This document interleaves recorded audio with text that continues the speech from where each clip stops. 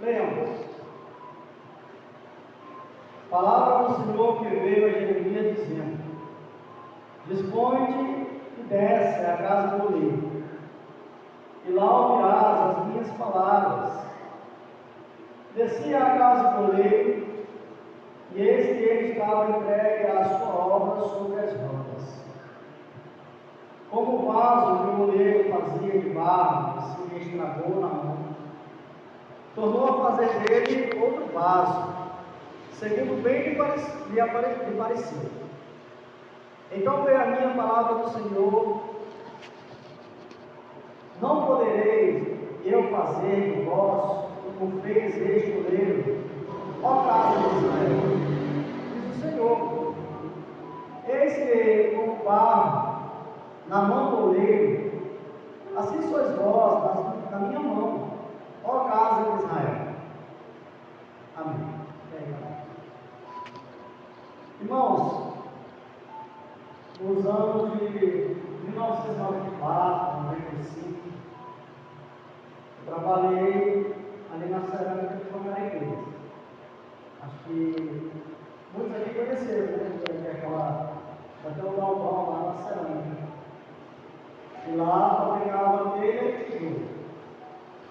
Eu acredito que a dinâmica de uma cerâmica deva ser bem parecida com a de uma olaria, essa que é citada aqui, né? Porque quando a gente observa, a gente tem a curiosidade de observar qual é a dinâmica de uma olaria e comparar com a da cerâmica, há muita similaridade entre elas. São muito parecidas. Elas vão fabricar determinados objetos, com determinada obra-prima. A diferença é que essa olaria aqui, agora citada no texto que nós lemos aqui, ela é totalmente manual. É um trabalho totalmente manual, não havia máquinas como há hoje. Acredito que em cerâmicas e olarias também. Então acredito que é uma dinâmica bem parecida. E é uma dinâmica da gente ver o barro em estado natural sendo transformado em algo que está sendo trabalhado, né? No caso da cerâmica, em que eu me referi, era telhas e tijolos que eram fabricados. Na olaria da leitura bíblica, era vasos.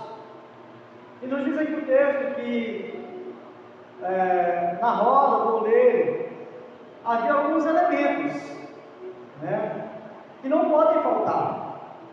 Esses elementos não podem faltar ali para o oleiro que vai fabricar aquele vaso. Assim como eu observando que havia essa similaridade na cerâmica, quando era fabricado também os tijolos e as telhas. Então, um desses elementos, o primordial é o barro, né? O barro que é retirado dos barreiros e limpo e posto sobre a roda, no caso aqui. Quando eu trabalhava na cerâmica, eu via que eles iam buscar o barro na olaria para ali. A gente estava lá na olaria, estava na olaria. E eles traziam caçamba de barro e jogavam lá aquele barro muito seco, muitas vezes, aquele verão era muito seco, né? Então havia muito barro ali e ele era limpo. O primeiro processo era esse, ele era limpo. Ele deveria ser limpado, né? Tirava ali as raízes que vinham, algum outro elemento, algum pedaço de madeira, alguma coisa, para não atrapalhar no processo da fabricação. Assim também acredito que o oleiro, o texto que nós lemos, e de outras olarias, o barro passa por esse processo de limpeza, de purificação. O outro elemento é a água. A água que amolece o barro, a água que prepara todo aquele barro para, na quantidade certa, no momento certo, ele amolece o suficiente para que o barro seja transformado, no caso aqui em vaso, onde eu trabalhava, em telha e tijolo. Porque tinha todo esse processo. Tinha uma pessoa que ficava lá olhando aquele barro. Eu me lembro que o irmão Antônio, ele era o gerente lá, nessa época. Ele até morava lá.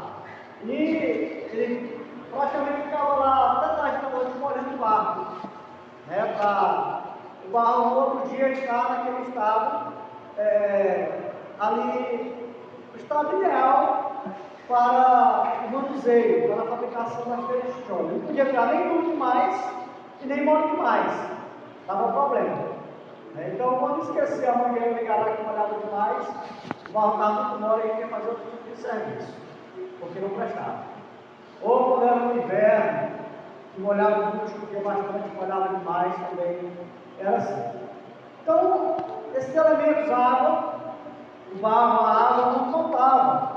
Sem a água, o barro, ele permanece apenas barro. Ele não pode ser amolecido para que ele possa tomar a forma que o oleiro pretendia que ele chegasse ali no final, no resumo de tudo. E o terceiro, e o elemento é o próprio oleiro, na fabricação desses vasos. Mais precisamente as suas mãos, que seguravam aquele barro, que segurava, ele pisava, colocava na boca, que era o instrumento, amassava aquele barro para fazer, modelar o barro. Como eu falei, cerâmica era diferente porque havia maquinários, mas havia os seres humanos, as pessoas ali. Tinha aqueles que ficavam olhando, tirando as areias, outros jogando com esteira, e aquele barro caía dentro de um cilindro ali, acho que não sei se trabalham lá ainda, e ele moía aquele barro, ele saía ali, podia fazer tijolos, ele saía do tijolo já pronto, e outros cortando aqui, pegando. Foi, né? Então era assim. E quando era para fazer a telha, me lembro que quando foi para fazer a telha plana, lá eles faziam aquela telha que era larga, assim, ficava no mundial. Aí foi fazer a telha plana. Na época que eu estava trabalhando, chegou a máquina, as formas, tudo, era novidade. E aí saía apenas ali o barro por isso, e era cortado, ia cortando, melando o pai, colocando na máquina, pensava, e saía no formato da telha ali, eu já pegando, levando para a estufa para secar, os carregando de forno. Enfim, esse era o processo. Então, tudo esse processo. Aqui em Jeremias, texto que nós lemos, nós vemos que Deus ele revela ao profeta o desejo de trabalhar na vida do povo a partir dessa figura. Ele deseja, olha o que diz aí o versículo 6 do texto: não poderei eu fazer de vós como fez este oleiro, ó casa de Israel, diz o Senhor. Eis que como barro na mão do oleiro, assim sois vós na minha mão, ó casa de Israel. Eu estou dizendo, olha, eu pretendo trabalhar na vida de vocês, assim como o oleiro trabalhou com barro. Deus coloca aqui no lugar a figura do oleiro, daquela pessoa que quer fabricar aquele vaso, e coloca nós como barros, que é ser moldado, trabalhado, para o fim que Ele deseja, para o fim que Ele quer. Então, irmãos, Deus ele trabalha em nossa vida. Deus ele está trabalhando em nossa vida para moldar, para modelar a nossa vida, para transformar cada um de nós. Nós chegamos aqui como um torrão de barro. E aí Ele está modelando, Ele está moldando com essa água que é a palavra, nos amolecendo, nos quebrantando a cada dia, para transformar nós, para mudar a nossa mentalidade, para mudar o nosso modo de agir, o nosso modo de falar, de relacionar com as pessoas, com o próprio Deus, para mudar nós a imagem de Cristo, para fazer de nós parecidos com Jesus Cristo. Então esse é o trabalho, e Deus deseja fazer isso, é exatamente isso que Ele diz: não poderia eu fazer, de vós como fez o oleiro com a casa de Israel.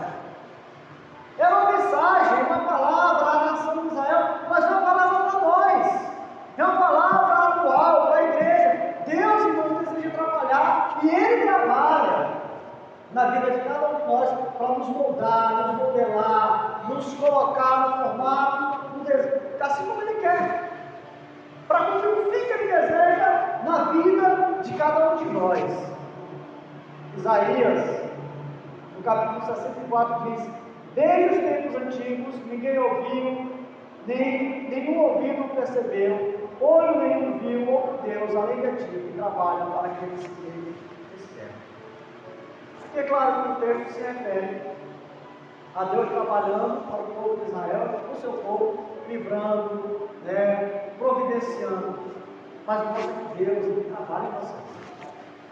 Ele trabalha em nossa vida. É um Deus que Ele está em ação a nosso lado. Não é um Deus inerte, parado, estático, mas é um Deus que age. Nós sempre vemos a Bíblia, ela inicia mostrando esse Deus, um Deus em ação, um Deus que trabalha, um Deus que nunca está parado, mas sempre está agindo, criando, formando as coisas, um Deus que está cada dia em ação, e assim é e será eternamente. Isaías 26, 12 diz: Senhor, concede-nos a paz, porque todas as nossas obras tu as fazes por nós. Olha que Deus trabalha, trabalhando nossa vida em nosso favor, trabalhando em cada um de nós, nos detalhes, na vida de um de uma forma, na vida de um de outra forma, mas Deus está trabalhando.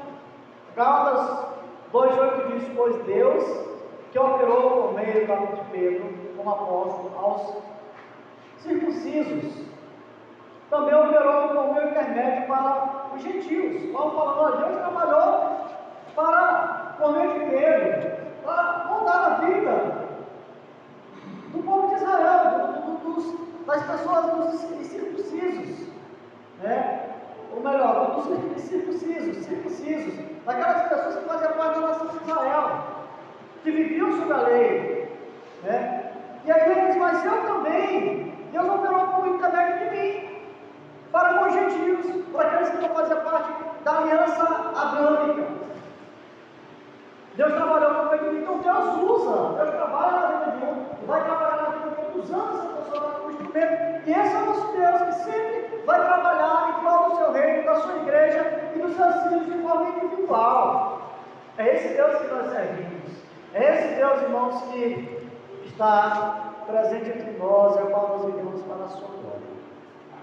Mas o texto, antes de nós prosseguirmos, diz assim, 1 Tessalonicenses 2,13: também agradecemos a Deus sem cessar, pois ao receberem de nossa parte a palavra de Deus, vocês aceitaram não como palavra de homens, mas segundo verdadeiramente é, como palavra de Deus, que atua com eficácia em vocês os que creem.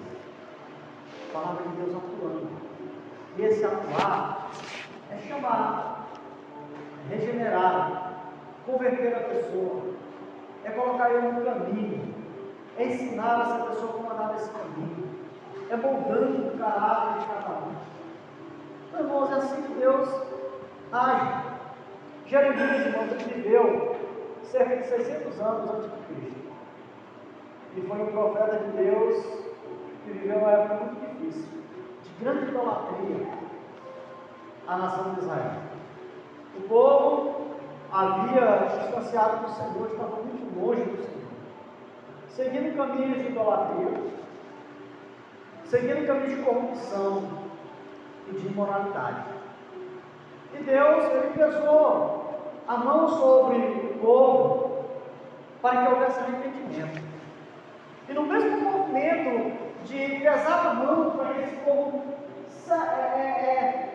quebrantasse e chegasse ao arrependimento, ao mesmo tempo era visto a mão de Deus de forma incansável, perdoando esse povo, restaurando esse povo, dando a Jeremias essa marcante imagem do oleiro fazendo o barro, o vaso, e esse vaso às vezes quebrando.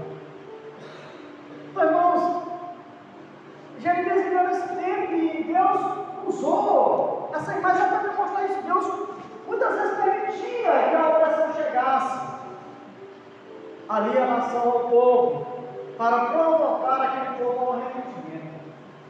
Para provocar o povo ao arrependimento. E ele mostrou ao mesmo tempo incansado, não desistia daquele povo. Ele não desistia de tentar recuperar aquele povo. restaurar aquele povo, colocar o povo novamente no caminho. Quando a gente olha a Bíblia, eu lembro esses dias o livro de Juízes, e Juízes foi um período ali, aquele período de Juízes, um período de cerca de 330 anos, em que a nação de Deus viveu nessa dinâmica de oscilar. Eles praticavam o mal, se afastavam de Deus. Deus mandava a pessoa, Deus punha. Eles então se arrependiam, voltavam-se para Deus. Quando aquele líder que foi levantado por Deus vendia, aí acontecia a mesma coisa. Eles voltavam novamente, para aquela posição de idolatria, aquela posição de rebelião contra Deus. Mas o que a gente percebe é que Deus misericordioso. Nunca desistiu daquele povo, mas continuava ali buscando alcançar o coração daquele povo por meio da sua palavra, por meio de livramentos. Então, irmãos, essa aqui é uma linda imagem. Oleiro fazendo vaso. Aquele vaso se estragou. E ele pega aquele vaso, aquele barro que estragou. E ele vai refazer. Que linda imagem, irmãos, porque Deus, como nós vemos aqui, exatamente o que Deus fala aí, olha, não poderei eu fazer com vós como fez o oleiro na casa de Israel. Pegar aquele vaso que se estragou e refazer. E é isso que Deus tem feito, irmãos, ao longo da história. É isso que Deus tem feito. Nós vemos aqui Deus ocupado conosco. Deus é ocupado conosco. Ele se ocupa a cada dia. Ele não só se preocupa, mas ele se ocupa conosco. Ele se ocupa conosco. Porque ele vê o que se passa em cada um de nós, ele vê como muitas vezes nós estamos nos afastando, nos desviando. E Deus ele vem de alguma forma procurar nos refazer, nos quebrar, é o mesmo que nós temos quebrado. Então, irmão, nós somos alvos da sua atenção. Nós somos alvos do trabalho de Deus. Desde a primeira vez que Deus pegou o barro e fez Adão com as suas mãos, criou o nosso pai Adão. Desde então, Deus tem se preocupado conosco. Deus tem se preocupado conosco. Deus tem trabalhado em nós, para trabalhar por meio de nós. Deus tem feito isso. A figura, irmãos, é mais complexa, pois, mesmo estando nas mãos do oleiro, vaso quebrou. Vaso quebra-se. E dentre tantos motivos que fez aquele vaso quebrar, pode imaginar que o vaso quebrou. E aí eu lembrei da época que eu trabalhava na cerâmica, que eu tive que também, que trabalhou. Quando a gente estava lá, e às vezes a produção vai e entra uma raiz ali, que cortava o tijolo. E aí ia cortando, parava a máquina, tirava a raiz que ficou encaixada ali, e prejudicou ali a fabricação do material. E aí o que era feito com aquele barro que ficou estragado? Ele voltava para lá novamente, para a esquerda. E era jogado para se refazer. E é exatamente essa imagem que a gente vê. É exatamente essa imagem que a gente vê. A gente vê aqui porque há motivos. Quando a gente olha aquele vaso ali na roda do oleiro e aquele vaso quebra. Porque aquele barro estava impuro, tinha alguma coisa ali que o tornava impuro.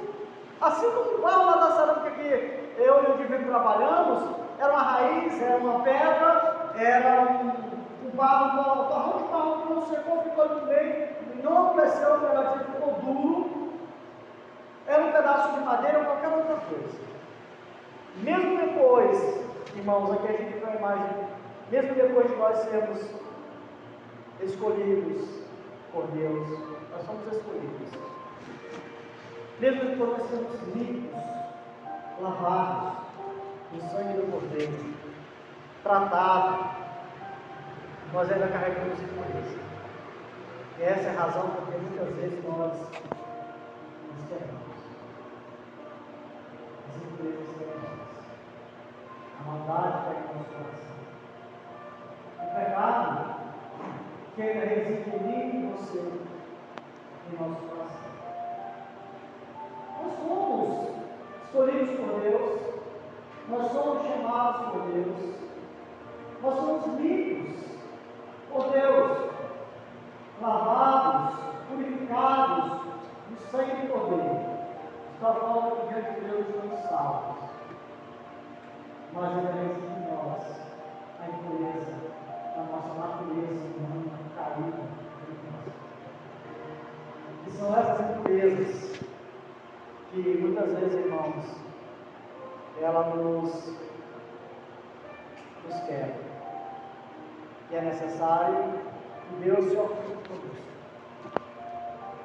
Que Deus pede, e às vezes ele precisa quebrar esse vaso, nos quebrar, nos quebrantar. Quantas vezes você fala quebrantar? Você vê ela na vida. Nós somos quebrantados, mas nós somos jogados para lá. Não somos desprezados. Deus não faz isso, mas Ele se ocupa conosco. Ele se ocupa conosco.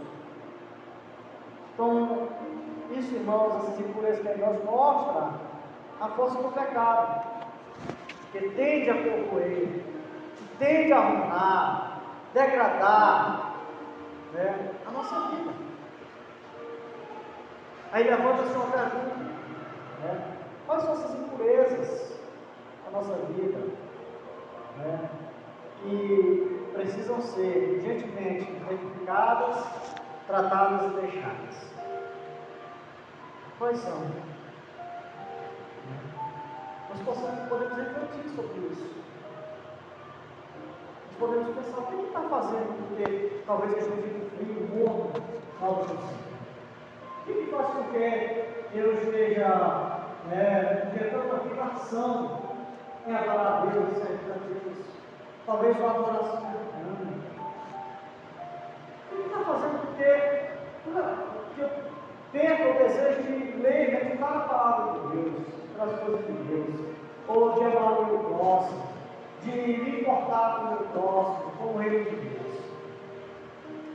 E aqui, irmãos, a gente entra numa outra parte, e a parte mais fascinante dessa figura, porém, revela-se quando o vaso ele se quebra e o oleiro ele se tem refazer. E diz, no versículo 4, como o vaso que o oleiro fazia de barro se lhe estragou na mão, tornou a fazer dele outro vaso, segundo bem lhe parecia. Essa frase, irmãos, me chama a atenção, segundo bem lhe parecia. Essa frase ela aponta para descanso, expectativa e submissão. Descanso, pois, é o imperativo da graça de Deus, que nos molda. Nós não somos moldados segundo a nossa vontade, o nosso querer.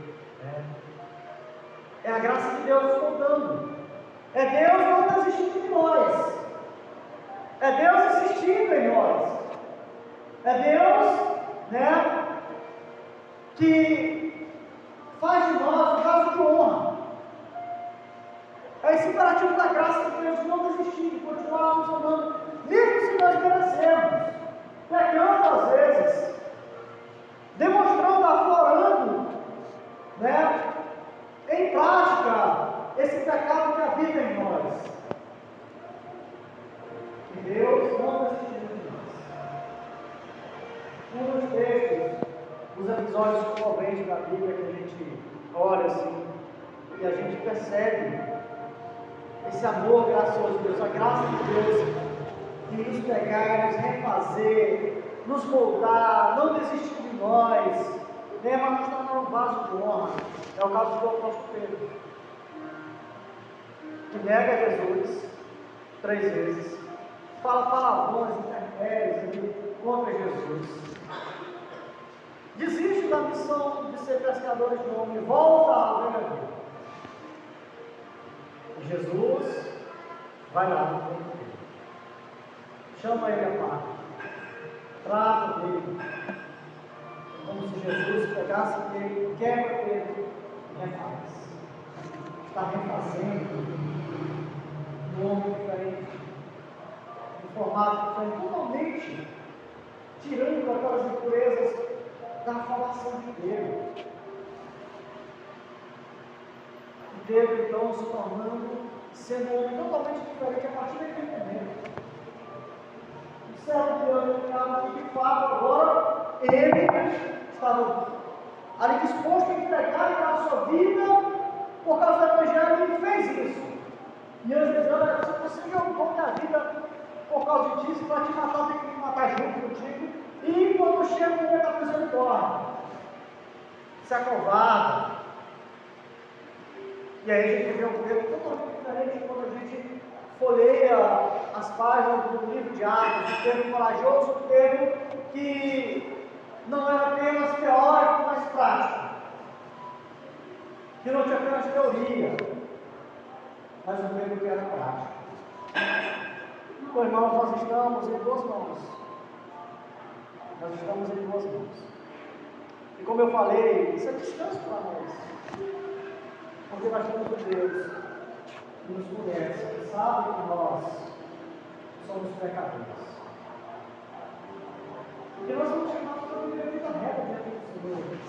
Nós tocamos a nossa impureza, nós desejamos, nós pecamos, nós deixamos com que as coisas de fora penetrem no nosso coração e às vezes nos endurece, nos leva a direções contrárias a Deus. E a mesma coisa leva de Deus para cima. Levar o Senhor. E o céu e a casa.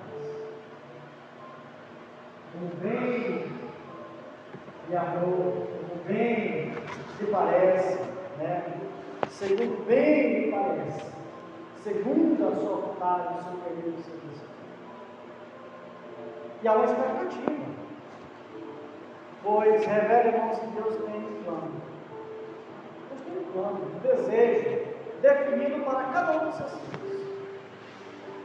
Deus tem um plano. Ele estava lá, ele pegou alguma coisa ali, uma pedra, uma raiz, alguma coisa que foi, danificou aquele barro. Ele quebra, ele tira e ele refaz novamente. Porque ele queria refazer aquele modelo. E Deus tem um plano, irmãos, para cada um de nós. Deus, Ele nos transforma, quer nos usar, transforma no Senhor. E talvez envolva, irmãos, processos difíceis. Alguém foi lá para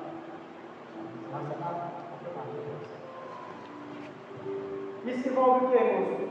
Processos difíceis, às vezes, de quebrar. Quebrar. Sempre que quebra, quando a gente lembra de quebrar, algo doloroso. Parece algo assim, alguém quebrou, alguém teve um acidente, quebrou, caiu, quebrou a perna, o braço, a coisa, a cabeça. A gente já lembra de dor. E às vezes, irmãos, para que Deus coloque nós no mundo de nós, é necessário que esse quebrantamento, às vezes, há uma dor. Há uma dor. Há quebras dolorosas, para que nós possamos marcar isso, deixar isso. Deus às vezes nos quebra. Deus às vezes traz, nos coloca em uma situação determinada que permite para que nós possamos abrir os olhos, recobrar a consciência, voltar às vezes para o caminho, tem que usar o cajado, tem que nos puxar, nos colocar no caminho. Segundo eu li alguns estudiosos da época, que estudam as épocas, e diz que um dos motivos que os pastores tinham aquele cajado, aquela vara na mão, e quando tinha alguma ovelha que era rebelde, colocava ali, que era teimosa, ele quebrava a perna dela. E aí colocava, lá para entrar. Durante todo aquele processo de recuperação, ele estava recuperando os braços. Tomava, dando comida. E aí ela se tornava um negócio, obediente. E não queria mais deixar o refém, mas só para refém. Mas, irmãos, às vezes para a nossa restauração é necessário isso. Quebrantamento, esse quebrantamento traz dor. Traz dor a nós. E, sem dúvida, que a gente vê aqui também nesse texto, além do descanso de saber que Deus se preocupa conosco, e Ele nos molda, Ele não desiste de nós, e há essa expectativa de que Deus irá tratar de nós. Há sem dúvida também a submissão, pois não é segundo bem e a prova, não é como nós queremos, mas o texto deixa bem claro. Segundo bem e parecer. Irmãos, é a vontade do Senhor, não é a nossa. É o tempo do Senhor, não é o nosso. É o plano do oleiro, não o plano do barro. Não é o barro que diz, olha, me faça desse jeito, eu quero ser feito desse jeito. Não, o oleiro quer que ele forma, ele molda o formato dele. É Deus, irmãos, que quer formar nós, vamos moldar cada um de nós no formato que Ele quer. Um formato único para todos, que é a imagem de Cristo, mas um formato para servir a Deus, no seu reino. E por fim nós encontramos aqui um convite. Deus, Ele afirma que poderá fazer isso, com seus filhos, como o olheiro fez com o vaso, que se quebrou, para reconstruir. Há um convite. É um convite à fé. É um convite para que o barro creia no olheiro. Para que nós continuemos crendo em Deus. Nós somos chamados, irmãos, não para trabalhar o barro, escolher seu formato, e nem mesmo purificá-lo. Nós somos chamados para crer. Somos chamados a crer. E é nessa jornada de fé que somos, que mesmo sendo amassados e aterrorizados, nós podemos olhar para o Altíssimo, dizendo: louvado seja o teu nome, porque não desistiu de mim. Quantas vezes a gente não falou isso? Professor, Deus, obrigado. Louvado seja o teu nome, porque o Senhor não desistiu de mim. Porque tantas vezes eu quis me afastar. Porque tantas vezes eu quis parar, ou eu parei, ou me afastei, e o Senhor não desistiu de mim. O Senhor não desistiu.